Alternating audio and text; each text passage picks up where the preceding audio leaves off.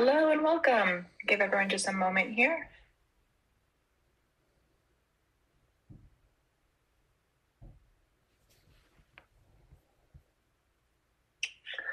Hello.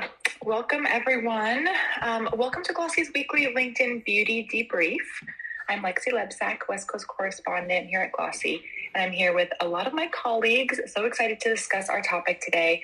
Emma Sandler, Beauty and Wellness Editor, Tatiana Pyle, Managing Editor, Sarah Spruik-Weiner, our Senior Reporter and the mastermind behind POP, and Courtney Marabella, Glossy's Social Media and Audience Manager. I'm so excited to welcome everyone today. So if you caught our e.l.f. Beauty segment last month, then hopefully you are going to be very happy because we're following the same format today, and we're going to be focused on the rise of just one brand, and that, of course, is Rare Beauty. In a lot of respects, I would probably say that Rare is one of the true success stories from the past few years, and there's certainly a lot to look at from a business perspective. The brand has been in the beauty business headlines a lot lately as well. So I'm going to provide a little bit of history on Rare in a moment here, and then we'll dive into some of the things that we feel have really made it that success story.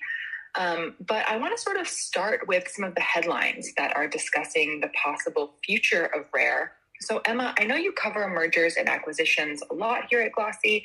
I know you just released a beauty briefing, I think yesterday, which was published, where you discussed the buyers most likely to sort of fuel the next M&A round in beauty. Can you break down a little bit about what's going on with Rare in the headlines right now? Yes, absolutely. So there's pretty strong rumor that they've hired bankers to explore sales options for the brand. It's being pegged at having about a $2 billion valuation. And that's at a sort of higher X valuation. That is to say, the valuation correlated to annual earnings.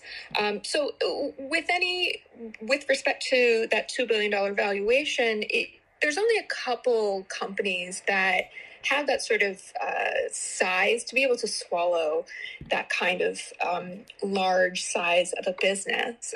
There are options, of course, with respect to maybe it's a simple majority acquisition that is 51%. We saw that with Charlotte Tilbury, what was then KKW Beauty, and also Kylie Cosmetics. And that kind of allows a company to buy into a brand at a smaller price point and also give incentive for that celebrity figure to stay on to the brand and to help it continue to grow, because obviously if the company continues to improve, then the remaining shares will be bought potentially at an even higher value. But yeah, that's a bit of what's going on. There hasn't been anything substantial in terms of hearing about, bidding wars or who is interested in it, but I'm sure those things will come to pass soon. Wow. And this is pretty crazy for the fact that the line was launched in September of 2020, right? For sure. I think, obviously that's only about 4 years old, but Selena Gomez is one of the most followed people on social media. And it's kind of remarkable to think about the number of touch points as a public figure she has. There's certainly people who, I watch her through the show Only Murders in the Building. She's fabulous in that. She also has a singing career. She's been acting since she was young. So a lot of people have different kind of relationships with her. But point is that she's a very well-known figure. What's surprising is that she kind of launched Rare Beauty at a time when I think people were already becoming somewhat over the celebrity beauty brand concept. So she's been able to really build it outside of herself. I mean, think about it. It's called Rare Beauty, not Selena Beauty. So that's sort of just a tip of the iceberg on some of the differentiating qualities. But it's been really impactful as a brand, both from that community standpoint as well as a product standpoint. Yeah, it's definitely been so fascinating to watch. It is so short. And the last question here before I get into a little bit of background, but can you give us any context of sort of like how this stacks up against other journeys from founders like maybe like Rihanna, or I don't know. It's like I guess maybe this is open to to all our colleagues here. But can you guys think of anything that's sort of like even comparable here? I mean, besides maybe Rihanna. Yeah, I mean, even in the case of Fenty Beauty, that was built hand in hand with Kendo. So Kendo owns Fenty, I mean, aside from Rihanna, of course. And you're not going to see Fenty get sold because of that. Additionally, Selena built this brand very much, with a team, but surely by herself. That is to say, it's not an incubator brand. She built that team hand in hand. And so it's had this level of independence that I think also makes it rather unique. There have been some story, I'm trying to think of, even KKW and Kylie came out of Seed Beauty initially. Some of your more notable brands are also out of incubators. So there might be another brand, but I'm certainly not capable of thinking about one right now. Anything else might be with some larger company or some sort of partnership. And I don't think Rare Beauty has that, but someone correct me if I'm wrong, of course. I mean, I can't think of anything. Oh, Sarah, go ahead. Yeah, the only thing that comes to mind, interestingly, is culturally interesting Rhode, created by Hailey Bieber, which was somewhat more engineered from the ground up than, but even that has a sort of Hollywood partner. When did that launch, though? Was that before or after Rhode? No, after. Or, excuse me, before Rare. I want to say 2022, but I would need to check myself. Yeah, I didn't think that it was 2022. 2022. Okay, so even then, they're following the Rare playbook then. Yeah. Sorry, I just meant in terms of the building blocks. Oh, yeah. Really great call out. I mean, definitely, I feel like even with like the Fenty and the Rhode, it feels like Rare is just such like in the class of their own.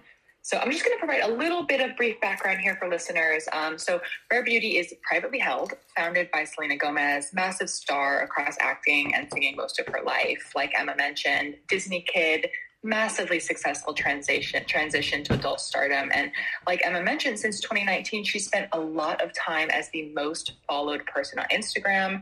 She's currently at 429 million. I think she's currently in the top 10 most followed. I think that she's the most followed woman, if my reporting serves me correctly.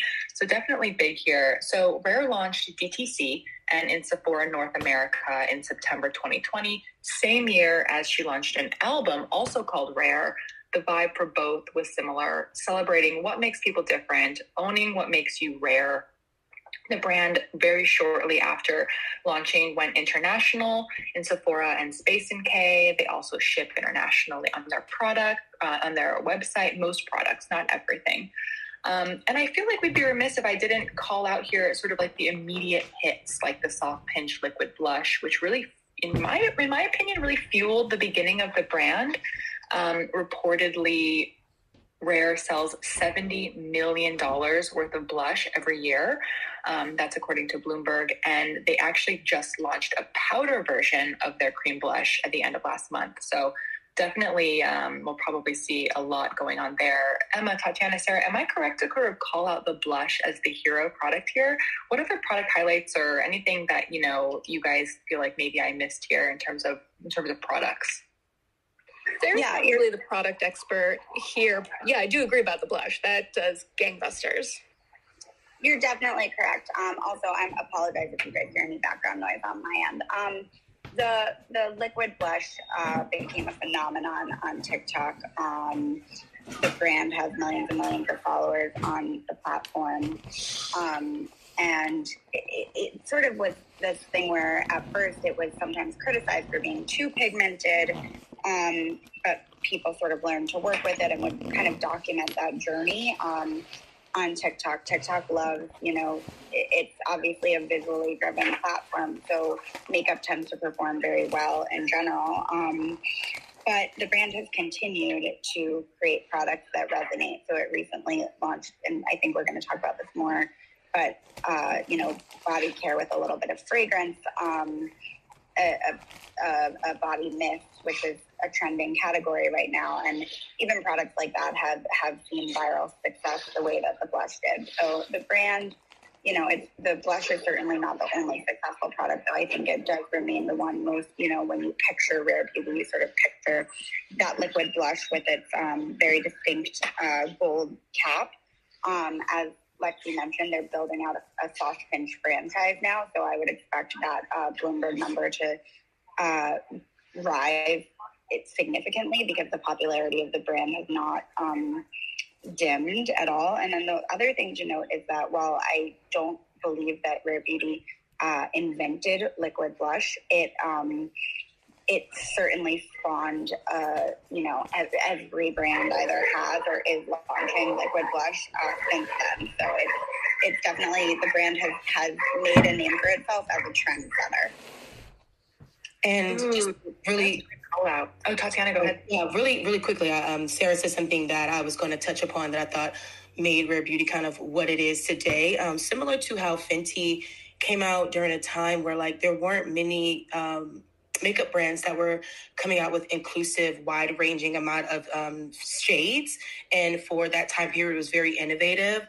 I think Rare Beauty, one thing to me that stood out as a person of color with darker skin, I would see Black and brown women using this blush and it showed up on our skin. It was very visible. And for that, I think it was very inclusive and it really resonated with a lot of diverse audiences. That's such a great call out as well. And that's so true. I feel like it's, definitely a big conversation online about pigmentation and how, I feel like a lot of blush for a long time was just kind of kind of boring, kind of muted. And Sarah, you're so right. Maybe I'm having a brain fart here, but I can't remember a doe foot applicator liquid blush like that before. But now, of course, there's so many. There's so many. Armani is launching one any day now. Obviously, e.l.f. a couple months ago came out with them. They are truly everywhere, and it's been impressive that Rare has maintained its popularity. I will be honest, I use that blush pretty much every day that I wear makeup, and I'm not really loyal to very many products. So it is, and I was one of the people who, when I first tried it, I was like, oh my God, how do you use this? It got all over my face. I looked like a clown. And as I learned how to use it, it became a product that I was extremely loyal to. So I think that my journey has, I've watched other people have the same journey on TikTok and done some reporting on that. So it seems to be a common, it had a bit of a learning curve. And once people mastered it, they were like, wait, I love this.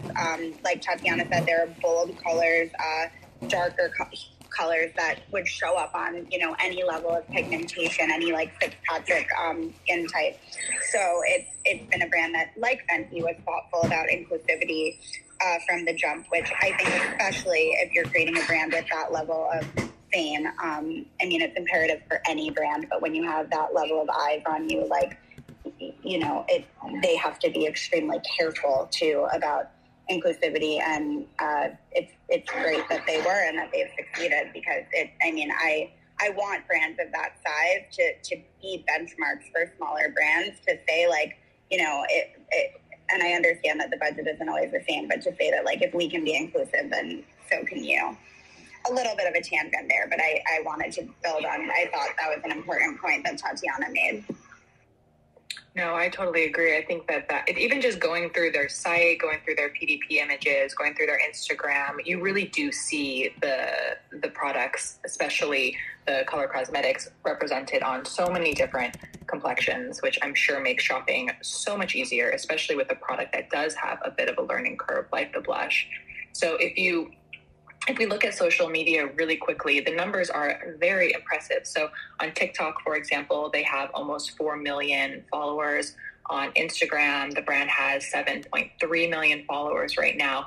And if you look at some of the hashtags that are trending on TikTok, such as Rare Beauty Liquid Blush that has 136 million views, and Rare Beauty Blush has 177 million views. So we have, well over 300 million views of people who are curious about just this one product. And that's just the top 2 tags.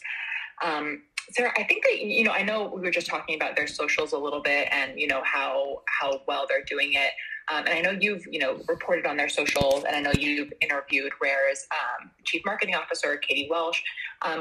Besides what we've talked about, are there any sort of like takeaways that that you feel like have really, besides inclusivity, besides the sort of like TikTok loves a transition, which I know you've reported in the past? Is there anything else about the social that you feel like is, something that other brands might benefit from hearing? Yes, there is one big thing we haven't talked about yet, which is Rare and Selena's commitment to speaking openly about mental health.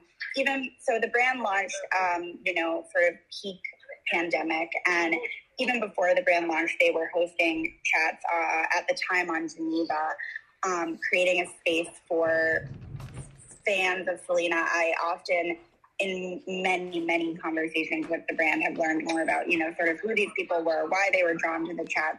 But, and this is not necessarily a replicable model, but, people that were feeling lonely during the pandemic, and really the brand has always provided resources around mental health, in addition to having its own foundation. I actually would argue that it's the resources and the sort of affirmations that they post that have resonated more strongly than even just, having a brand foundation or something like that.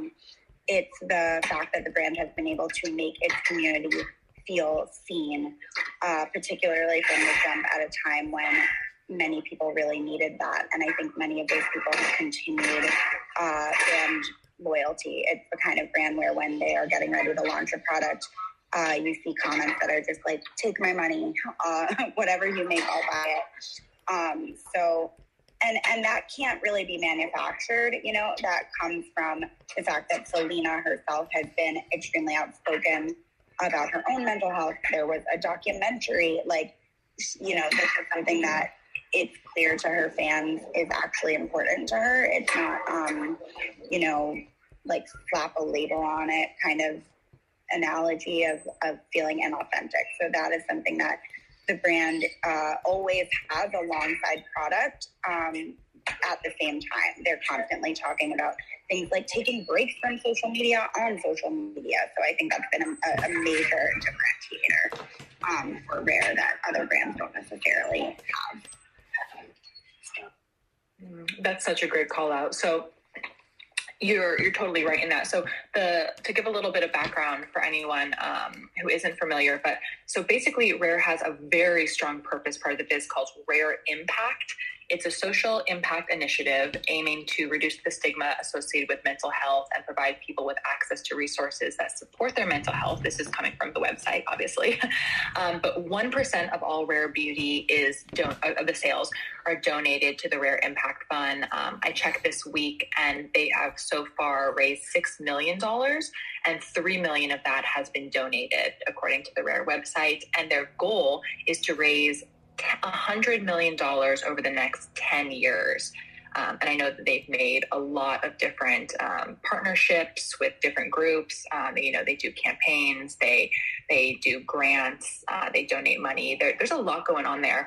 And like Sarah mentioned, they have found a way to sort of put a lot of that into the social media. They have one hashtag that I've seen a lot called hashtag Rare Reminder, and it's just little mental health notes. Some of them are like, so cute, written on a little Post-it, very, very unassuming. Emma, I know you've covered Rare's corporate social responsibility program and how it sort of fits into their business. Did you learn anything that we haven't mentioned in your reporting? Before we get into that, I actually want to make a note because I was just recently chatting with Monique Rodriguez, the founder of Mayel, and she had an interesting thing when she was negotiating with P&G on the then potential, now actually realized acquisition of the Mayel brand. And she wanted to establish a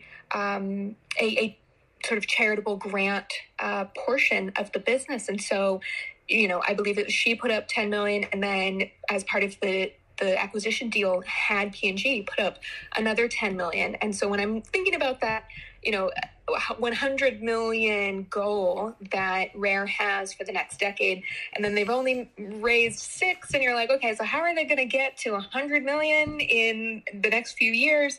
And so I would be very curious to find out if and when an acquisition happens, if part of that deal includes a charitable donation to the Rare Impact Fund. Aside from that, I don't really have anything to add. I mean, it's been since the very or almost very beginning of the brand a focal point, and they've continued to hone in on that messaging.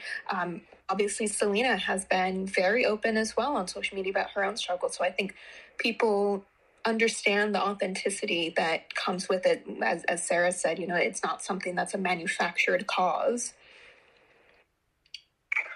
One thing to add, and you guys, if you're listening and find this to be a topic you're interested in, there's more reporting on this coming very soon. Rare has invested a lot, so the we spoke about the pandemic, the Geneva chats, eventually, and there's a story about this on Glossy. They migrated their community over to TYB, which is the community platform founded by former Outdoor Voices founder Ty Haney, which sort of gamifies community and incentivizes community members to do things like engage on social media in exchange for sort of points and tokens, which is the kind of thing that Selena's fan base is willing to do. I will say that I reported on that as it launched, and I have not been able to, get an update on how they're feeling about the platform since then. That said, since 2020, they've also held a significant number of IRL events, which they continue to do, and the lines are always like just wild, like blocks long lines. So this is, again, a brand that is able to galvanize its community. I mean, one thing I'm endlessly fascinated by, people will always, show up for free stuff, but I don't necessarily even think that these are always, these aren't necessarily events where you're like leaving with a bag of Rare Beauty. When they launched Body Care, I believe they held a community yoga class, I want to say. It was something in that vein, while also launching a digital hub of self-care, things like meditations, in partnership with a number of like-minded businesses. So it's a digital and IRL approach, digital and physical approach to community that has kept people engaged around launches and between launches.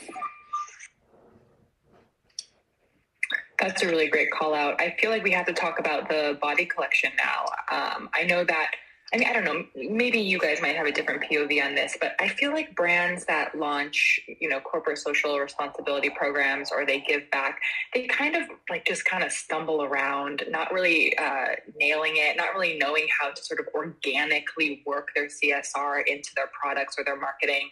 But if anyone wants to talk about Sarah, I think that you reported on this. I really enjoyed it, about how they sort of leveraged that part of their business, the comfort, mental health awareness, calmness. They really were able to leverage that part of their business into a launch.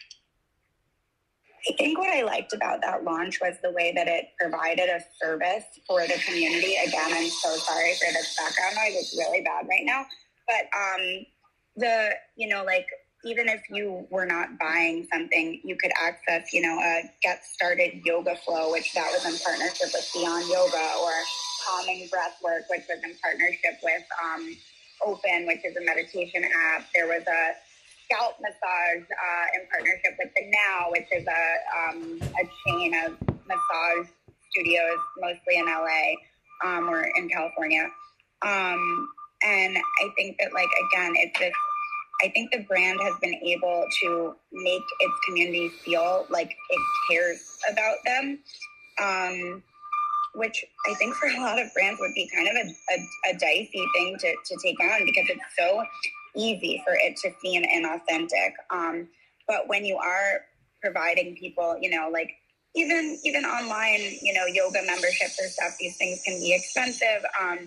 So it was a smart move to say like, hey, we're going to give this to you for free because our whole brand ethos is about, true mental wellness. And that whole thing was find comfort. So these were ways that, people could find comfort in their own homes, on their own time, on small amounts of time. So again, it's this like everything laddering back to that mission and laddering back to community. I think they do a good job of sort of staying true to their own like point, if that makes sense, and keeping things sort of focused.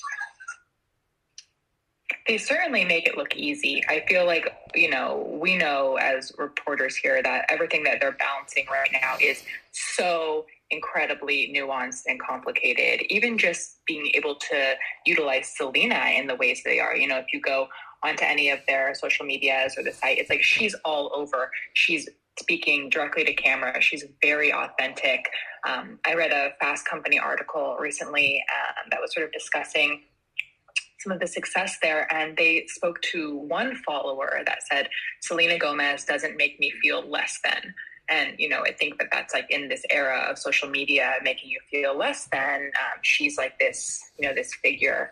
And I think, obviously we've been talking about that for the last half hour, but we only have a few more minutes here. If anyone has a comment or a question in the audience, please raise your hand. We'd love to welcome you to our digital stage. Emma, Courtney, Tatiana, Sarah, did I miss anything? Like, I know we've talked about so much here, but what do you guys sort of think is like the big takeaway here? What's the secret sauce, or what do you think stands out the most to you guys, maybe as reporters and maybe as consumers? I would say that, a celebrity brand can never stand on its own without good products. Like, we've seen a lot of failures. So there are consumers undoubtedly who walk into Sephora and buy rare products without knowing that it's Selena's brand.